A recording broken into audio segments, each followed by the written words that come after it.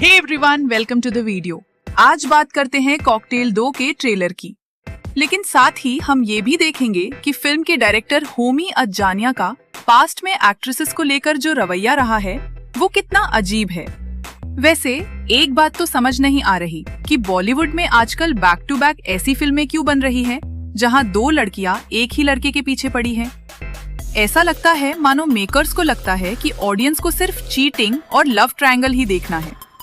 Cocktail 1 को तो लोगों ने बहुत प्यार दिया था, वो काफी एंटरटेनिंग थी, लेकिन ये बॉलीवुड की पुरानी आदत है कि हिट फिल्म का पार्ट 2 बनाओ और उसे बर्बाद कर दो। कॉकटेल 2 की कास्टिंग काफी स्ट्रॉन्ग है, शाहिद कपूर, कृति सेनन और रश्मिका मंदाना। लेकिन ट्रेलर देखकर ऐसा लग रहा है कि पहले पार्ट के जोक्स और कहानी कहीं ज्यादा फ्रेश और मजेदार थी। इस बार भी वही घिसी पिटी कहानी लग रही है। ट्रेलर के हिसाब से शाहिद और रश्मिका डेट कर रहे हैं और कृति सेनन उस ट्रायंगल में थर्ड पर्सन है जो प्यार पर यकीन नहीं करती। अब एंडिंग में क्या होगा? या तो शाहिद रश्मिका की शादी होते होते रह जाएगी और शाहिद कृति का प्यार परवान चढ़ेगा, या फिर रश्मिका और कृति के बीच कोई ट्विस्ट आएगा। एक और इशू जो ट्रेलर में साफ दिख रहा है वो है रश्मिका के डायलॉग्स की डबिंग जो लिप सिंक से मैच ही नहीं हो रही। रश्मिका एक शानदार एक्ट्रेस हैं, लेकिन बॉलीवुड में आते ही वो जिस तरह का प्रेशर ले लेती हैं, उससे उनका परफॉर्मेंस थोड़ा अननेचुरल लगने लगता है। अब बात करते हैं डायरेक्टर होमी अज्जानिया की। कॉकटेल 1 के दौरान और बाद में फाइंडिंग फैनी के समय होमी का दीपिका पादुकोण के साथ जो बिहेवियर मीडिया के सामने दिखा वो काफी अजीब और अनप्रोफेशनल था।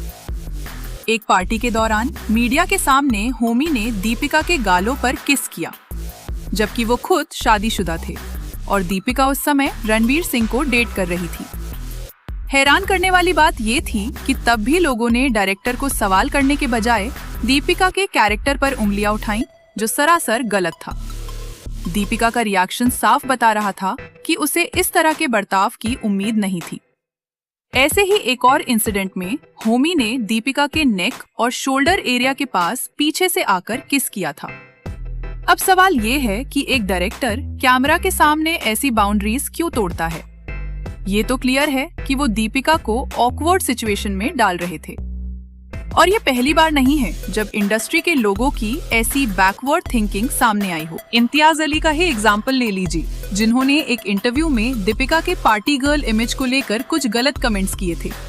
उनका इशारा ये था कि पहले दीपिका की गुडी गर्ल इमेज थी जो झूठ थी और अब पार्टी गर्ल इमेज सच है। यार, क्या पार्टी करने से कोई इंसान खराब हो जाता है? ये जो इंडस्ट्री के लोगों की सोच है कि गुड गर्ल सिर्फ वो है जो घर पर बैठे, ये बहुत ही आउटडेटेड है। अब बात करते हैं पे पैरिटी की। कॉकटेल 1 में भी दीपिका का हाइप सैफ अली खान से कम नहीं था, फिर भी उन्हें सैफ से कम पैसे मिले।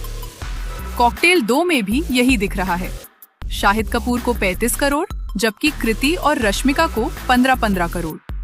माना कि शाहिद का तजुर्बा है, लेकिन कृति सेनन ने बैक टू बैक हिट्स दी हैं और आज उनका ऑडियंस पुल किसी भी मेल स्टार से कम नहीं है। फिर भी ये 20 करोड़ का गैप साफ बताता है कि आज भी एक्ट्रेसेस को उनकी वैल्यू के हिसाब से पे नहीं किया जा रहा। स्त्री 2 में भी हमने देखा कि कैसे श्रद्धा कपूर के नाम पर फिल्म बेची गई, लेकिन जब लोगों ने फिल्म देखी तो उन्हें पता चला कि उनका रोल काफी छोटा था। ये बस एक ईगो मसाज जैसा लगता है कि बड़े मेल स्टार्स को उनकी पॉपुलैरिटी से कहीं ज्यादा पैसा दिया जाता है, जबकि मेहनत और इनपुट में एक्ट्रेसेस बिल्कुल पीछे नहीं हैं। अंत में बस यही कहूंगा कि कॉकटेल 1 का लेवल छू पाना इस फिल्म के लिए मुश्किल लगता है। हाँ, कास्ट बड़ी है तो फिल्म हिट हो सकती है, लेकिन क्या ये कॉकटेल जैसा मैजिक क्रिएट कर पाएगी? मुझे तो शक है। आपका क्या सोचना है? कमेंट्स में जरूर बताइएगा। अगर वीडियो अच्छी लगी तो लाइक, शेयर और सब्सक्राइब करना ना भूलें। मिलते हैं अगले वीडियो में।